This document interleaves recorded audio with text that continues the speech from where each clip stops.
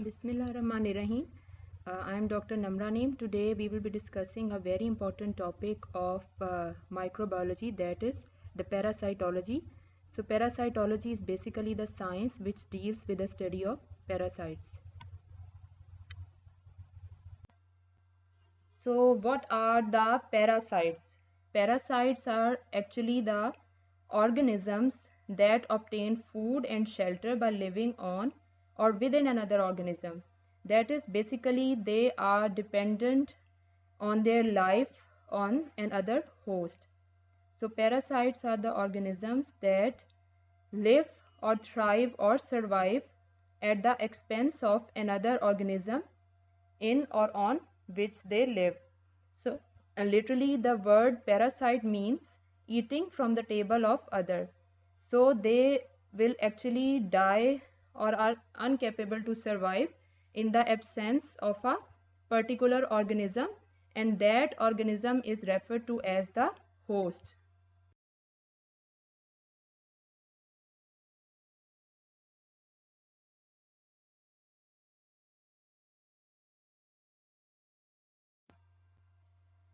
So the parasite can be animal or protozoan in nature. That is, it may belong either to the animal kingdom or the protozoal kingdom. The protozoa, as I told you in my lecture on general microbiology, are unicellular microorganisms that are eukaryotic and possess a membrane bound nucleus. So the parasite could either be the animal or the protozoan in nature. It could either be the ectoparasite or an endoparasite. So what is basically the ectoparasite? Ectoparasite basically survive on the surface of another organism. The endoparasite basically are the parasites that live within an organism. And then the parasite could either be pathogenic, that is, it is capable of causing disease whenever it enters the host, or non-pathogenic, that is. Now, what is basically the host?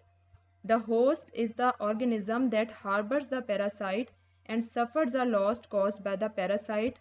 That is, basically, it is the organism on which the parasite lives during its either the sexual or the asexual stage. So, the host can be definitive, that is, the host in which the parasite lives during its adult or the sexual stage, it is the definitive host.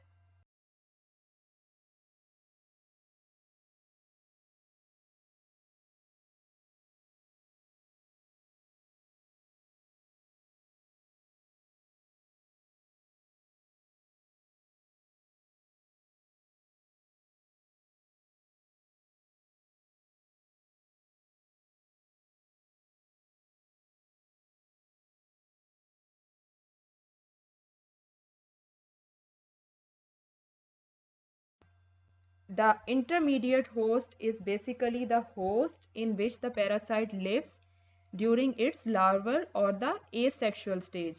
So the difference between the permanent or the definitive or the intermediate host is that the intermediate host, the parasite, lives during its asexual stage, while the definitive host is the host in which the parasite lives during its sexual stage.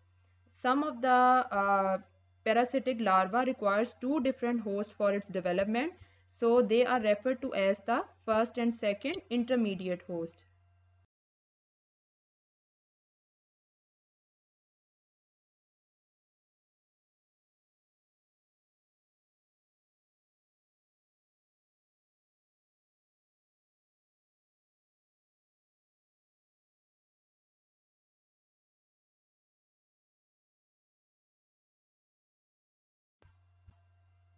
Now, briefly about the nomenclature of the parasite. Each parasite possesses a generic and a species or the specific name, which is usually written in italics, like Entamoeba histolytica. So, in this parasite, the Entamoeba is the generic name and the histolytica is the species name. So, the generic name always begin with an initial capital letter, while the species name always begins with the initial small letter, as you can see I have highlighted in the blue.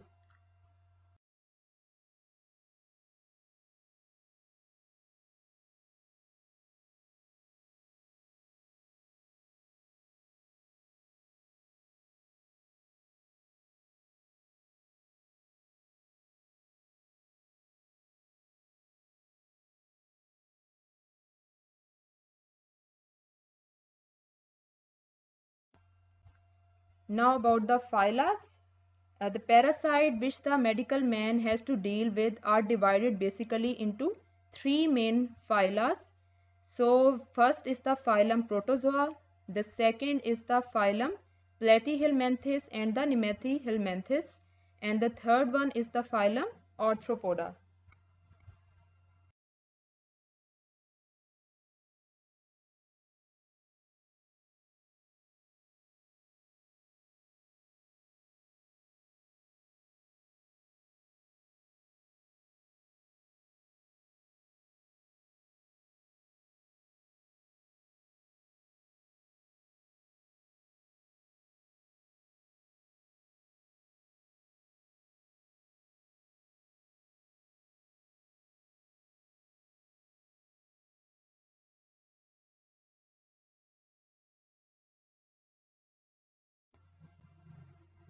The zoological nomenclature of parasite. While describing the animal parasites, certain rules of zoological nomenclature should be followed.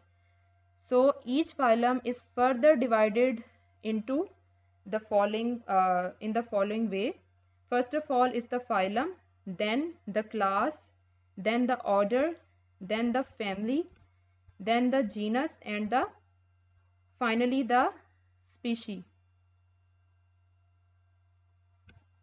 So the phylum, the class, the order, the family, the genus, and the species. We will be discussing in detail in the coming slides.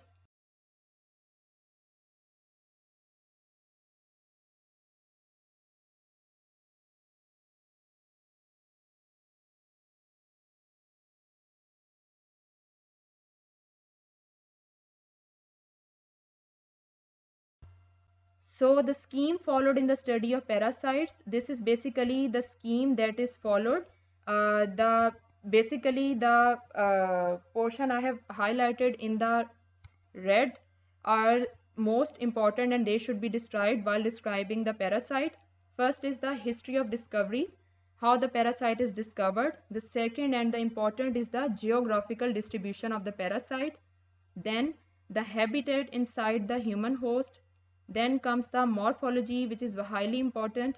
Then the life cycle, which is most of the time asked in the examination, the life cycle of the parasite. Then the mechanism of its pathogenicity.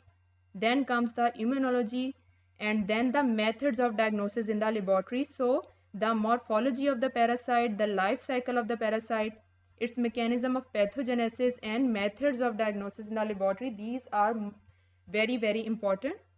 And finally the phylum Protozoa. The protozoan parasites consist of a single cell-like unit which is morphologically and functionally complete. So according to the degree of locomotion, these parasites are divided into four classes. The class Mastigophora. These protozoan parasites possess for locomotion the flagella. So depending upon the presence of flagella, they possess a characteristic locomotion. The most common examples of the class Mastigophora are the Trypanosoma and the Giardia. Then the class Rhizopoda. This class possess for its locomotion the foot-like processes called the pseudopodia. The most common example is the amoeba. Then the class Ciliata. This class possess for its locomotion the short hair-like processes called cilia. The most common example is the Blantidium coli. Then finally the class Porozoa. This class possess gliding movements for its locomotion, and the most common example is the Plasmodium.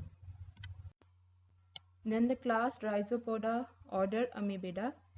So basically the phylum is Protozoa, the class is Rhizopoda, and next come the order. This is Amoebida. So the parasites belonging to this group throw out finger-like projections known as pseudopodia, which give them the power of motility. So in the order Amoebida, the basic families are the Entamoeba, the Endolimax, the eyed amoeba, and the Dientamoeba. So we will be discussing in the next lecture the family Entamoeba, the genus Entamoeba, and the